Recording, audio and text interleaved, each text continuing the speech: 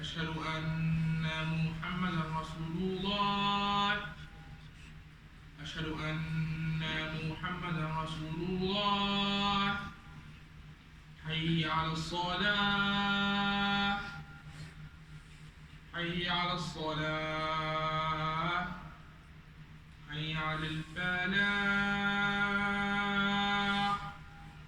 حي على الفلاح. الله أكبر الله أكبر. لا إله إلا الله.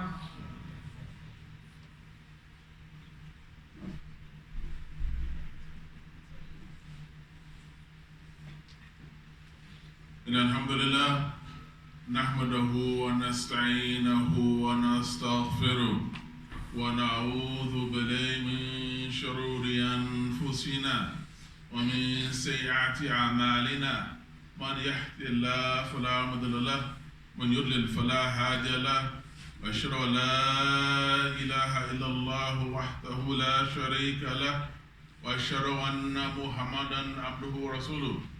يا الذين آمنوا اتقوا الله حق تقاته ولا تموتن إلا وأنتم مسلمون. يا أيها الناس اتقوا ربكم الذي خلقكم من نفس واحدة وخلق منها زوجها وبث منهما رجالا كثيرا ونساء واتقوا الله الذي تساءلون به والأرحام إن الله كان لكم رقيبا. يا الذين آمنوا اتقوا الله وقولوا قولا سديدا يصلح لكم أعمالكم ويغفر لكم ذنوبكم ومن يطع الله ورسوله فقد فاز فوزا عظيما. أما بعد إن أصدق الحديث كتاب الله عز وجل وأحسن الهدي هدي محمد صلى الله عليه وسلم وشر الأمور محدثاتها وكل محدث في الإسلام بدعة وكل بدعة ضلالة وكل ضلالة في النار. Alhamdulillah Rabbil Alameen. All praise belongs to Allah and Allah alone. We praise Him and we extol Him. We send the finest of salutations ala Muhammad ibn Abdullah sallallahu alaihi wasallam. Whether the most truthful of speech is the book of Allah Ta'ala, the Quran and Majid, and the finest guidance that of Muhammad sallallahu alaihi wasallam. And in newly invented matters, Islam is going astray, bid'ah. And every bid'ah, innovated matter in Islam is leading to the hellfire. Sallallahu Afiyah with Abad. Today, my dear brother Salam Iman, will be the third installment in our series regarding the nuclear family. Alhamdulillah.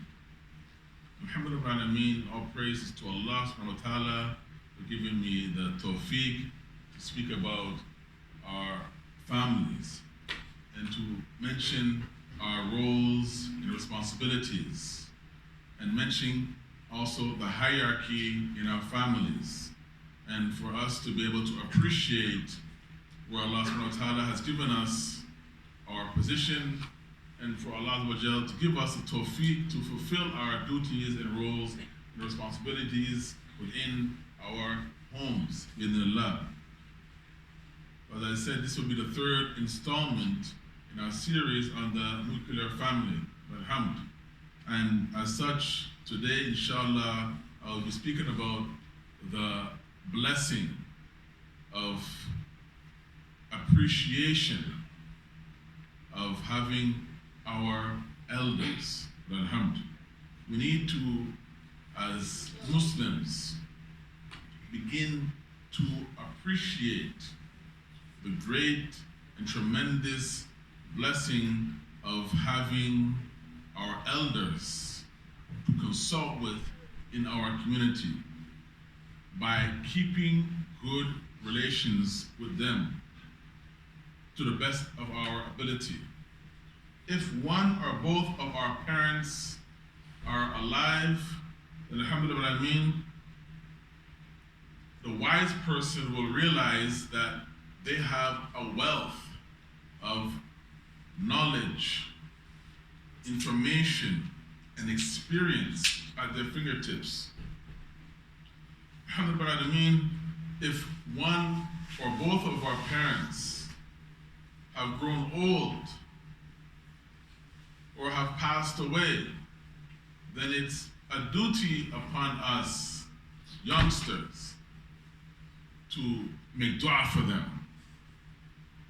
If they have grown old, then we should at least make dua for them and assist them in every way, shape, form, or fashion.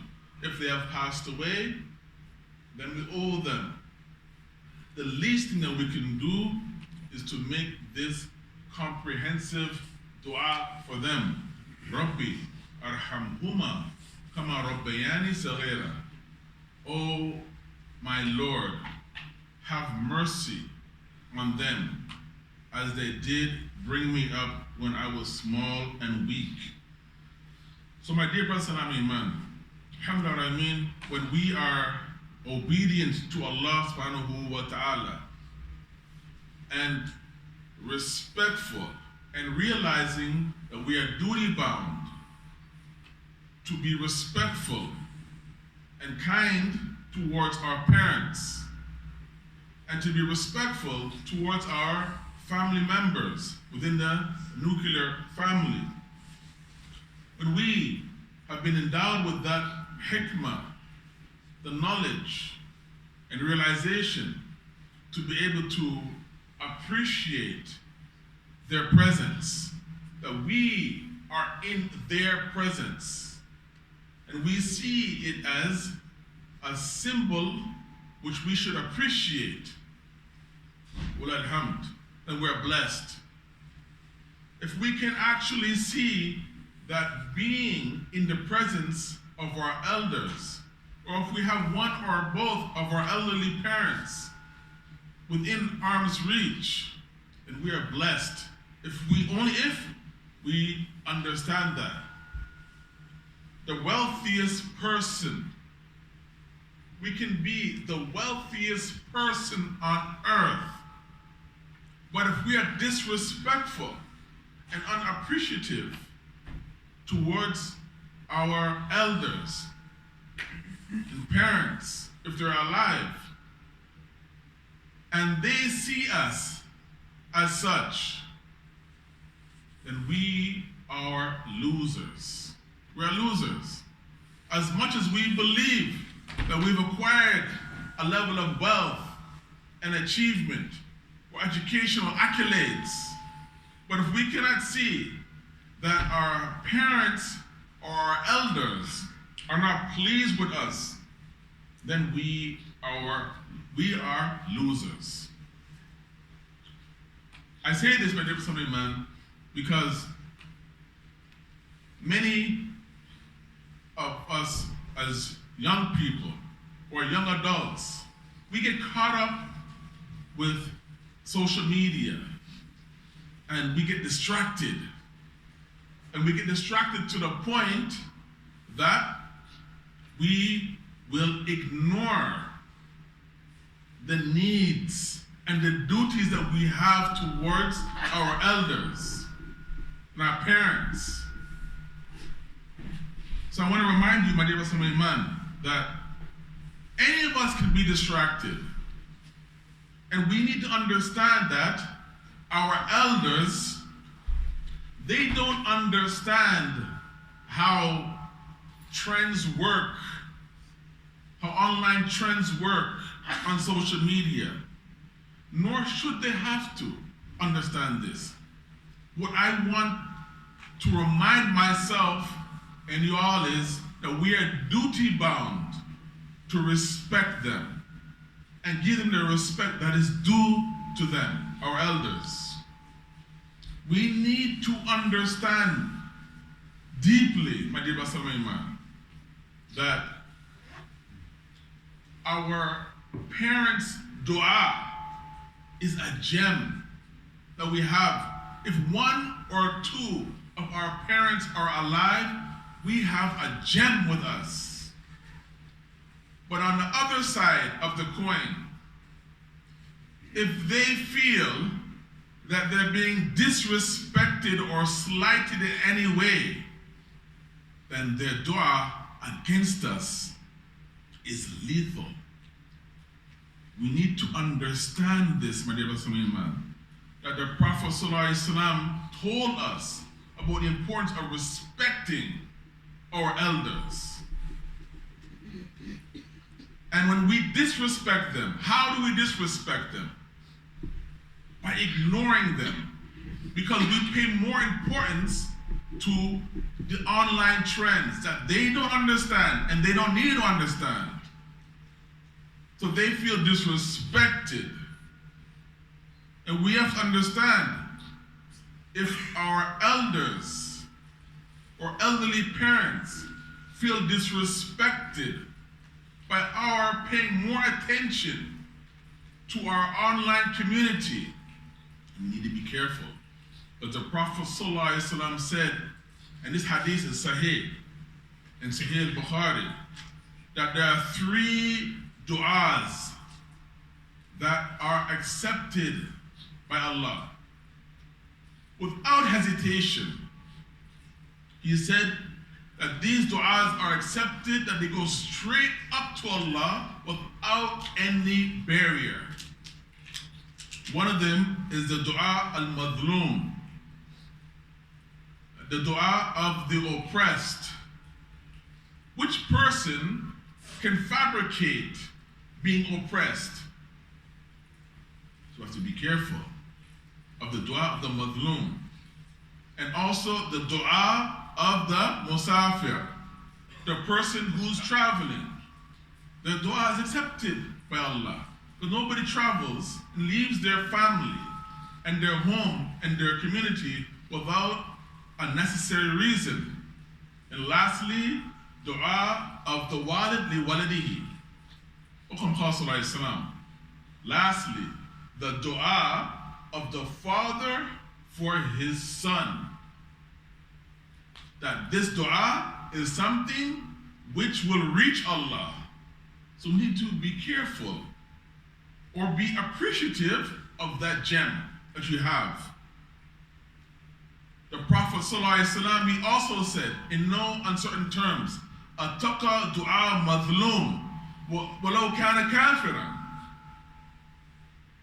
Have taqwa of the supplication of the one who is oppressed, even if they happen to be non-Muslims.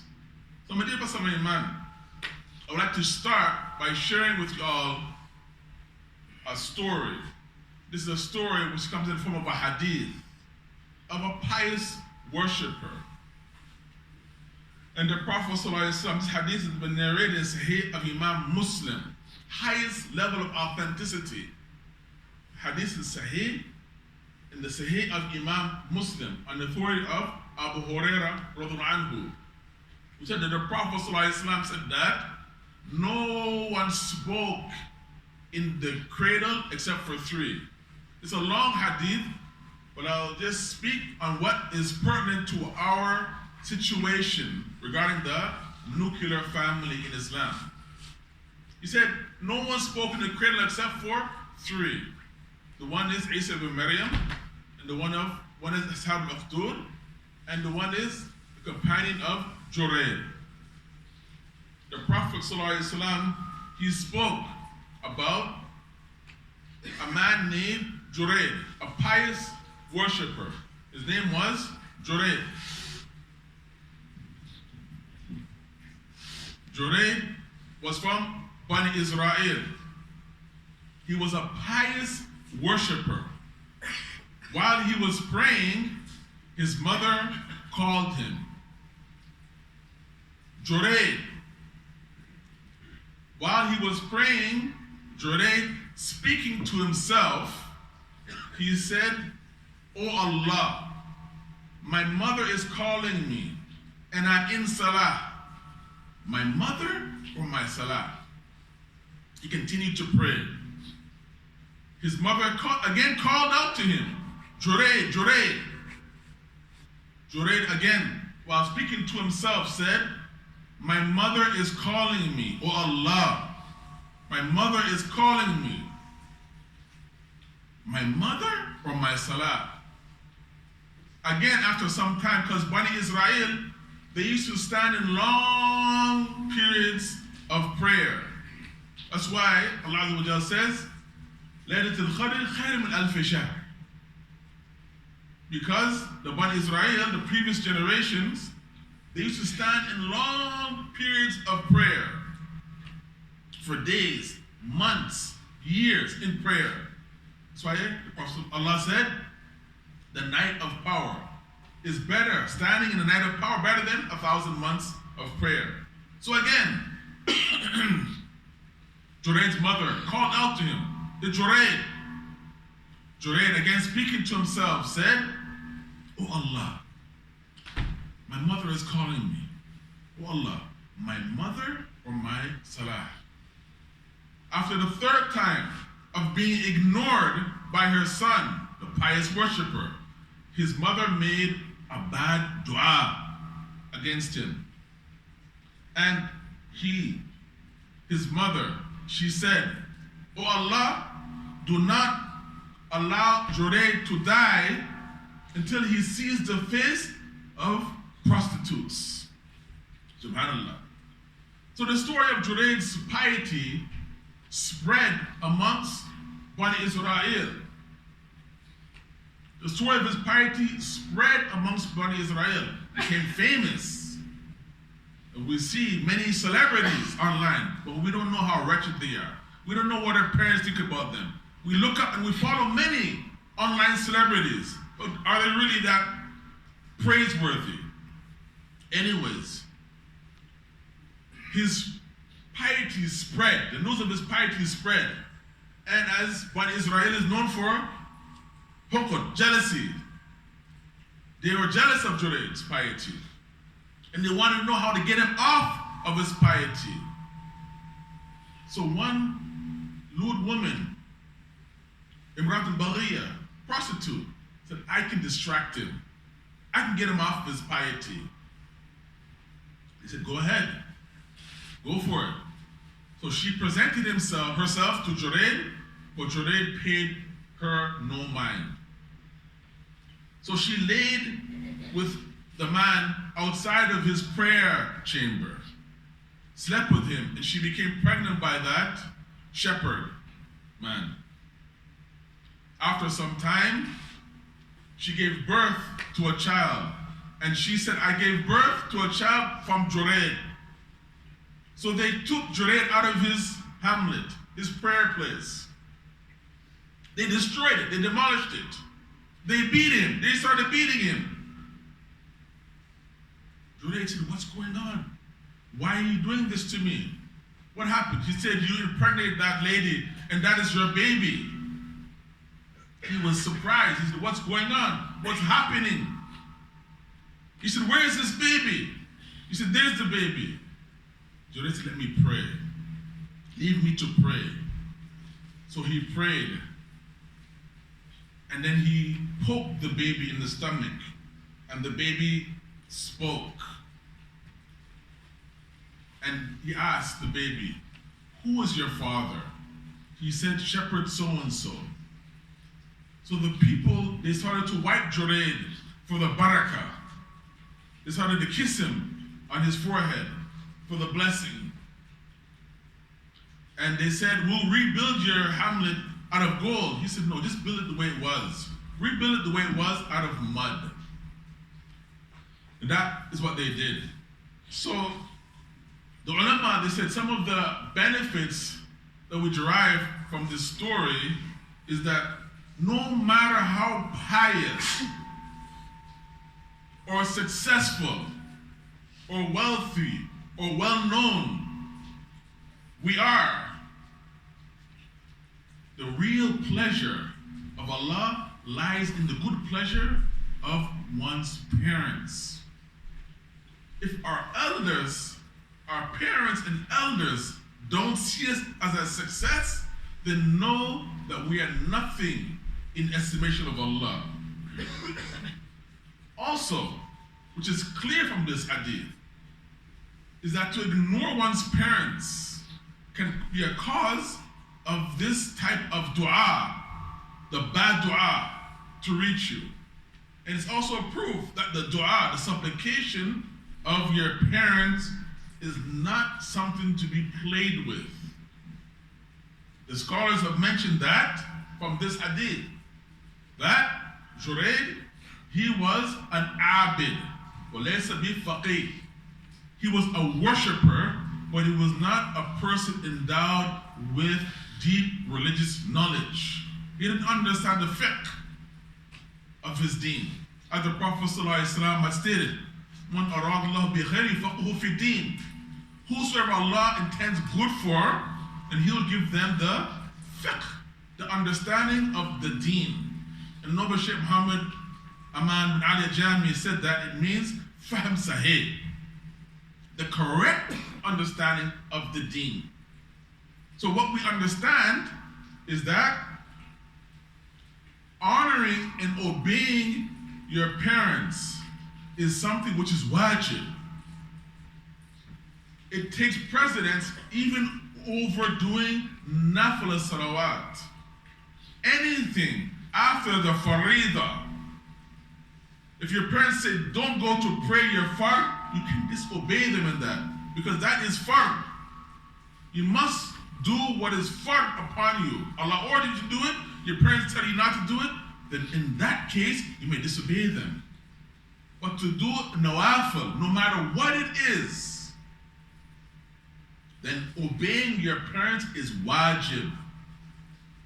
Allah reminds us in Surah Luqman the importance of worshiping Him alone and kindness to our parents by saying, وَإِذْ قَالَ لُقْمَانُ لِابْنِهِ هُوَ يَعِظُهُ يَا بُنَيَّ لَا تُشْرِكْ بِاللَّهِ إِنَّ الشِّرْكَ لَظُلْمٌ عَظِيمٌ وَوَصَّيْنَا الْإِنسَانَ بِوَالِدَيْهِ حَمْلَتْهُ أُمُّهُ وَهْنًا عَلَى وَهْنٍ وَفِصَالُهُ فِي عَامَيْنِ أَنِ اشْكُرْ لِي وَلِوَالِدَيْكَ إِلَيْهِ الْمَصِيرُ. Allah Azza wa Jal reminds us how Sayyid Luqman advised his son in the best of manners by saying to him what is the importance of Tawheed, understanding Allah's oneness, al-wahdaniyya, worshiping Allah alone, and not associating anything in that worship with Allah. And then reminds him of this great injustice of doing shirk, associating partners with Allah. And he also reminds his son of the importance of being obedient to one's parents. Then in this ayah, Allah subhanahu wa ta'ala gives special mention to the mother by saying that the mother bore him wahnin ala wahn of fisalu fi amin. That the mother bore the child in pain, in agony upon weakness, and pain and agony. And then Allah mentions that the 2-year weaning period, 9 months of pregnancy and pain and agony in childbirth, delivery, and then 2 years of breastfeeding, taking care, washing, cleaning, till the child can stand on its own 2 feet. So my dear Pastor Mayman, may Allah help all of us to be good and dutiful and respectful towards our elders. And if we have one or both of our elders alive, may Allah have mercy on them and bless them. May Allah arhamhuma kama rabbayani saghira. May Allah bless them and have mercy on them as they took care of us when we were small.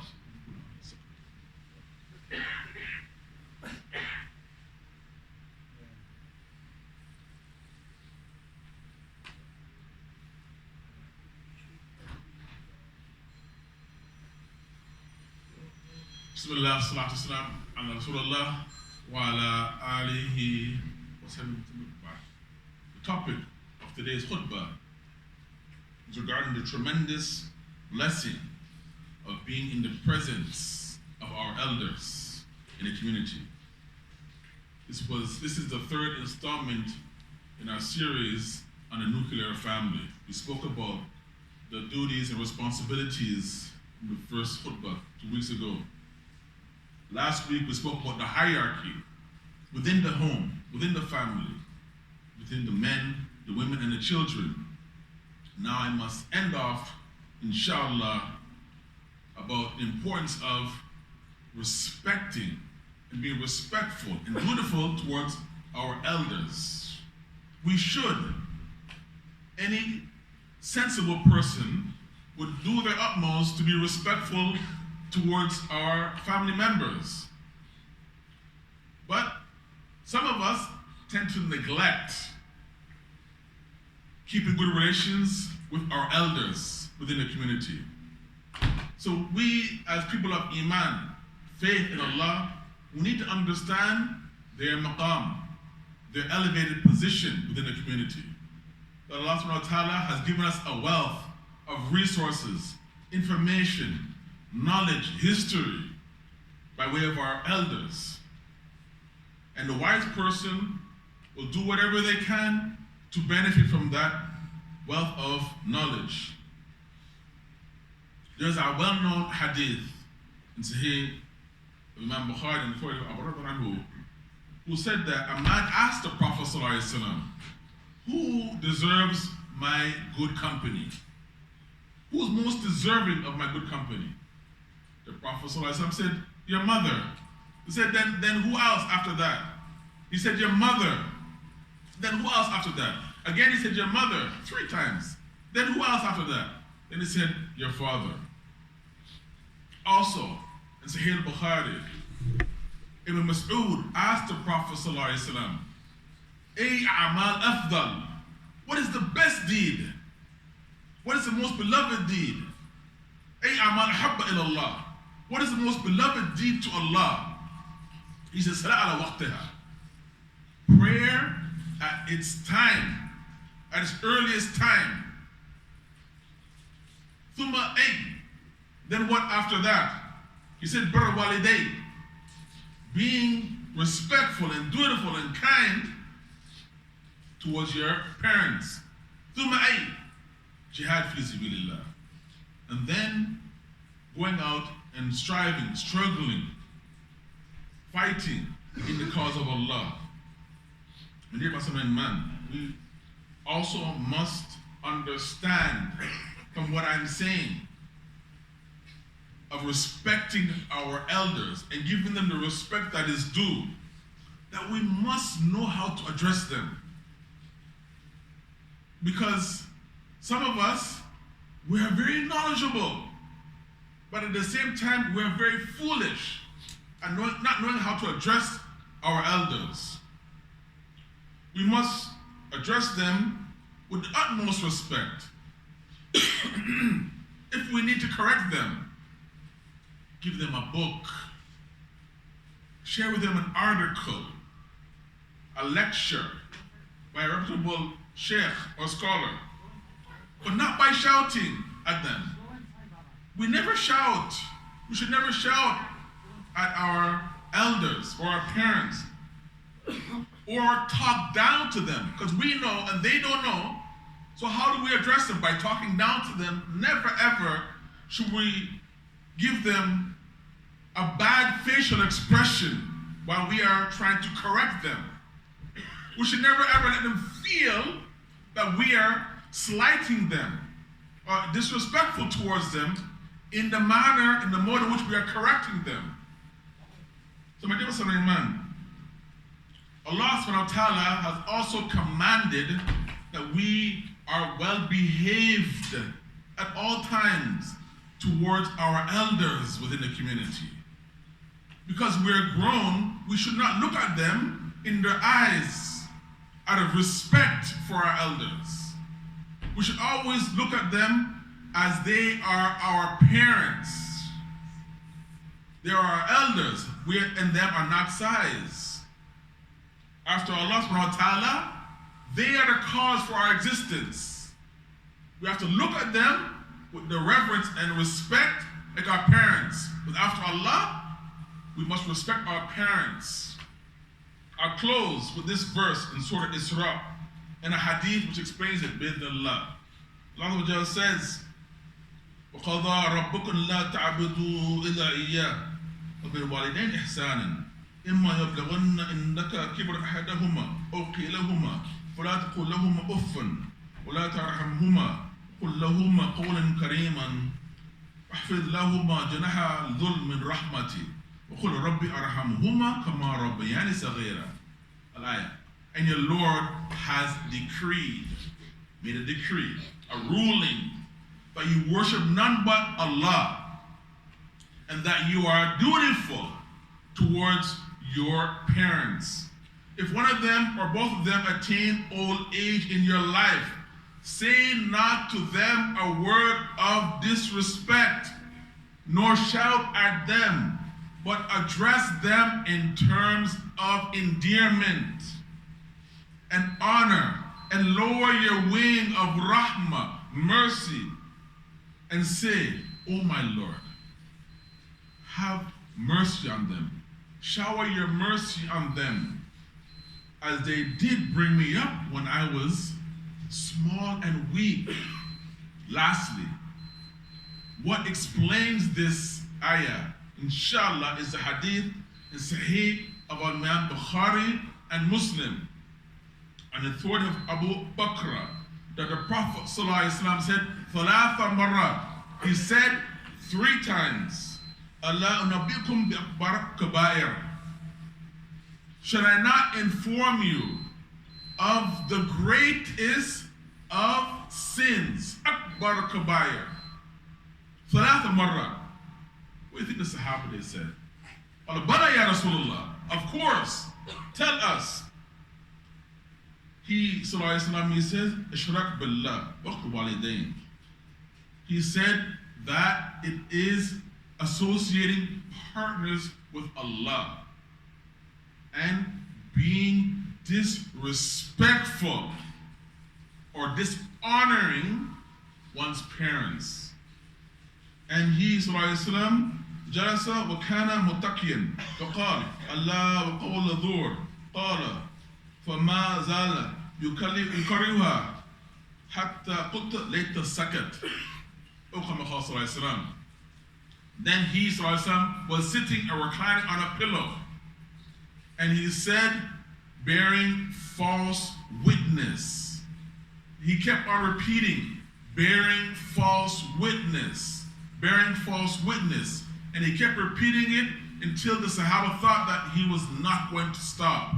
My dear Pastor Iman, may Allah give us the tawfiq to be respectful towards our family members and appreciate that we are a part of a family and a part of a community, a growing, budding community. From wherever we have come from, we've all come from one mother, one father, Adam alayhi salam. So we have to praise and thank Allah for that fact. And alhamdulillah, if we're in the company of our elders and the seniors, and let us show them and give them the respect that is due to them. Allah help our brothers and sisters who are struggling in the Gaza Strip. May Allah make it easy for them to make this ceasefire exist. May Allah help them, inshallah, to agree on a ceasefire, and the ceasefire and the killing would stop in the Gaza Strip. Allah help our brothers and sisters who are struggling all over different various parts of Africa. Allah help our brothers in the Sudan. Over many of them are displaced because of the civil war. Allah help our brothers and sisters in Kashmir. Allah help our brothers and sisters in Afghanistan. بكل مكان يا رب العالمين. إن الله وملائكته يصلون على النبي يا الذين آمنوا اللهم صل على محمد وعلى آل محمد كما صليت على إبراهيم وعلى إبراهيم إنك حميد مجيد. اللهم بارك على محمد وعلى آل محمد كما باركت على إبراهيم وعلى إبراهيم إنك حميد مجيد. ربنا آتنا في الدنيا حسنة.